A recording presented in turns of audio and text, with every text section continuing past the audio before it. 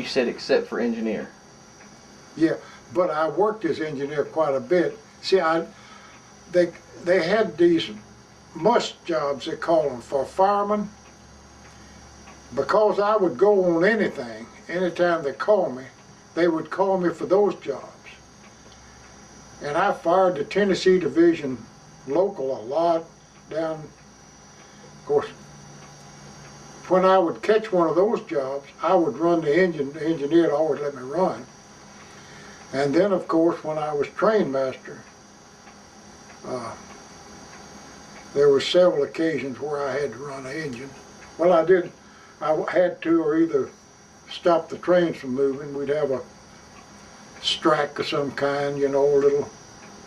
If the carmen had a strike. And for instance, one time the general yard master at East St. Louis called me, and I was train master at Murfreesboro.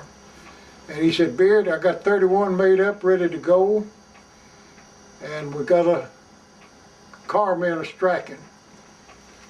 And trainmen won't cross the picket. My yard block, I can't make deliveries to other tracks." He said, "You got to get this train out of here." I told him, I said, "Ralph," his name was Ralph Stewart, I said, "Ralph, my jurisdiction stops at Tolson." That was right at the edge of East St. Louis. He said, "I don't care, you got to come up here and get this train out of here. Your men won't cross the line." And I said, "Well, all right, I'll be up there." So I had an engineer. He was a real nice fellow. He was working on the switch engine. I told him, I said, "Listen, when you finish this cut of cars that you're working with now, put your engine on the spot and get in my radio car and follow me till we get out of town."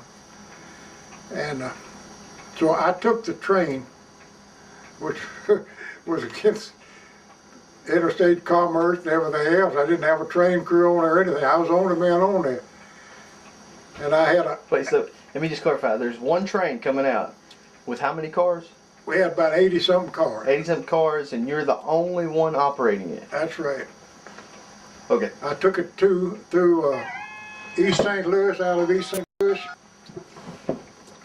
Oh yeah, I had good luck and pulled the train right on out. Got my orders at Tolson Yard. We had an operator around the clock there. And I pulled the train on to Baldwin, Illinois, and the highways run right along the side of the track at Baldwin. And I stopped, and the engineer got on, and he took the train on to Tams terminal, and I followed him on down in case we had any trouble. And then I brought him back. I brought him back to St. Louis, and I had to take a crew down there to be ready to bring a train back out of there, since the crew didn't go down. And yeah, I handled the train several times, and of course, when I was braking, a lot of times they did away with the fireman and just be me and the engineer. Well, I've had a lot of engineers that would come out with a little too much to drink or something. I've run the train all the way to Jackson. Mr. Bill Mount, engineer, the day he retired, he was coming in to retire. We left Tams, Illinois with the train. He said, "Come on over here and run her, Ben." He said, "I know you like to run them." And I run his train all the way to Jackson. And, yeah, I should have gone into engine service. I liked it. Talk a little bit about how you met Mr. Brock and got your start moving up in the railroad. Well, they used to run director's specials about every 6-8 weeks from Mobile to St. Louis to do whatever they did with the stock, you know, discuss it.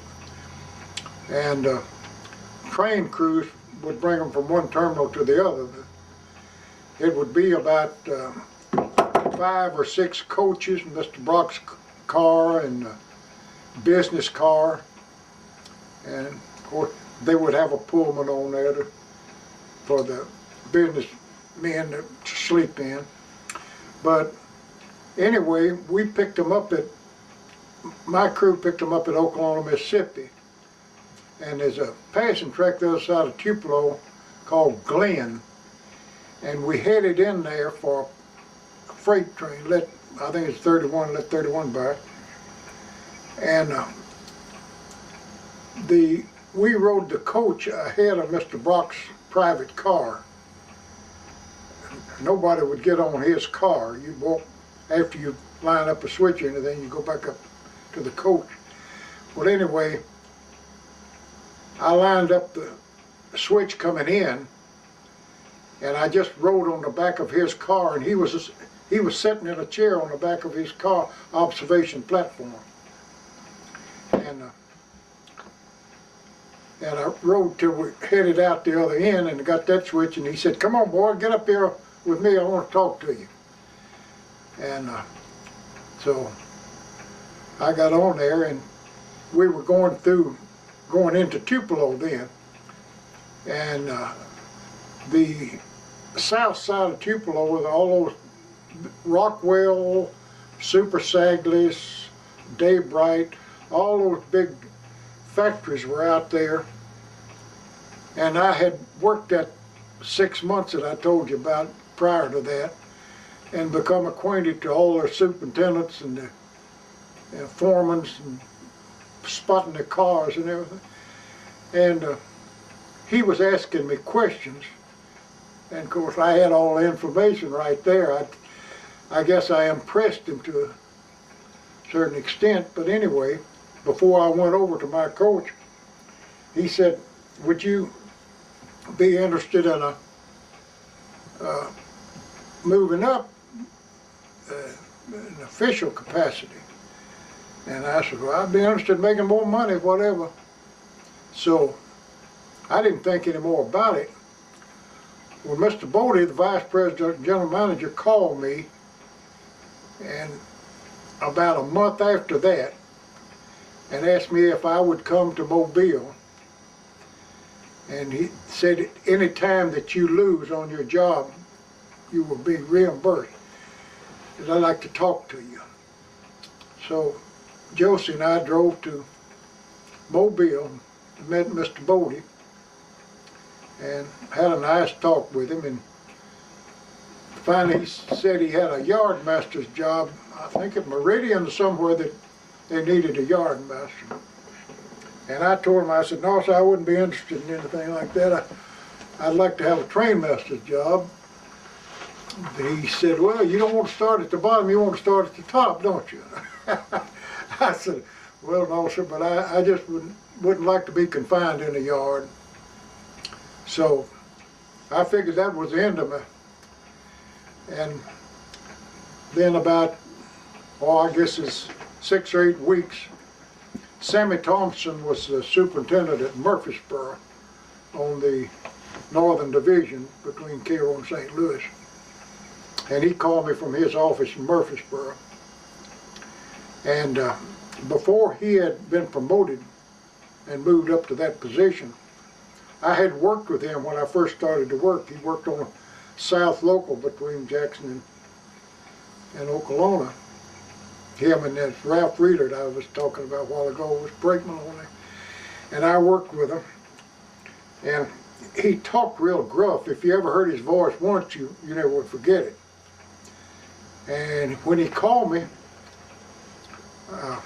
he said, "Do you know who this is, Beard?" And I said, "Yes, that's Sammy, isn't it?" He said, "Mr. Thompson to you." I guess he was proud of his position, you know. But anyway, I said, "Yes, sir." He said, "How would you like to be my train master?" I said, "Well, if I was going to be train master, I'd rather be yours than anybody I know." And he said, "Well, come on up here to see me tomorrow."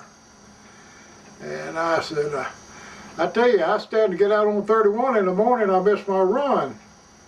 He said, "Oh, come on." He said, "I'll pay you. You won't lose any money. Come on up here and see me.